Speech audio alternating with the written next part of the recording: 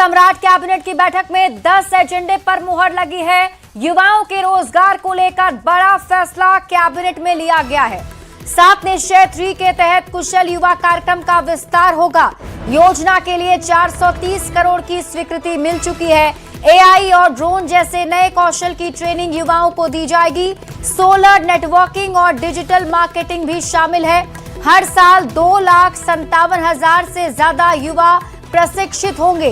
कार्यक्रम में 6,436 रोजगार के अवसर बनाने का लक्ष्य भी रखा गया है। 3 के अधीन जो दोगुना रोजगार दोगुना आय की योजना है सरकार की, उसके अधीन 2026 से 27 से 2030-31 तक अर्थात अगले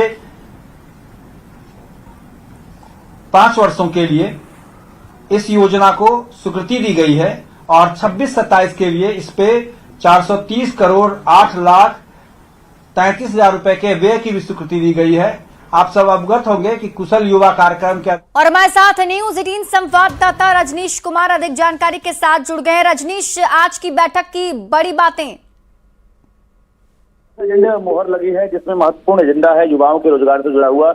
और बता दें 7 निश्चय 3 के तहत जो कुशल युवा कार्यक्रम है जिसको लेकर 2026-27 से अब जो है 2030 से 31 तक ये विस्तारित किया जाएगा। यानी ये बड़ा फैसला लिया गया है। 430.08 करोड़ की स्वीकृति से युवाओं को अब AI, drone, solar networking, digital marketing, banking, Tally, विदेशी भाषा और ये उद्यमिता को लेकर जैसे ही भविष्य में कौशल प्रशिक्षण जो है वो उसकी शुरुआत की जाएगी। इससे प्रत्यक्ष रूप से 6,436 रोजगार है ये अब सृजित किए जाएंगे और कुल मिलाकर इस पर प्रतिवर्ष 2.57 लाख से अधिक युवा प्रशिक्षित होंगे। एक बड़ा टारगेट लिया गया है और इसको लेकर फैसला किया गया है। दूसरा है Bihar state power transmission company limited के लिए पद सृजित किए गए हैं और यहाँ पर बड़े पैमाने पर बहाली की जाएगी जिसमें आपको विद्युत कार्यपालक अभियंता, कनीय अभियंता, सहायक कार्यपालक अभियंता के 211 पद जो है उसके सृजन की स्वीकृति हुई है।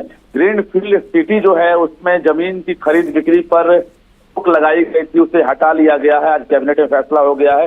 तो कहीं ना कहीं कुल 10 एजेंडे मुहर लगी है जिसमें मुफ्त बिजली योजना के तहत जो आवासीय उपभोक्ता के लिए फैसला लिया गया उसमें केंद्रांश के अतिरिक्त जो राज्य वित्तीय सहायता है 10,000 रुपये प्रति किलोवाट अधिकतम और 20,000 रुपये प्रति उपभोक्ता डीबीटी के माध्यम से जो है अनुमानित व्यय की स्वीकृति दी गई है। इसमें 1 वर्ष के लिए 1,000 रुपये अनुमानित व्यय की स्वीकृति का प्रस्ताव अनुमोदित किया गया है। शिप्रा।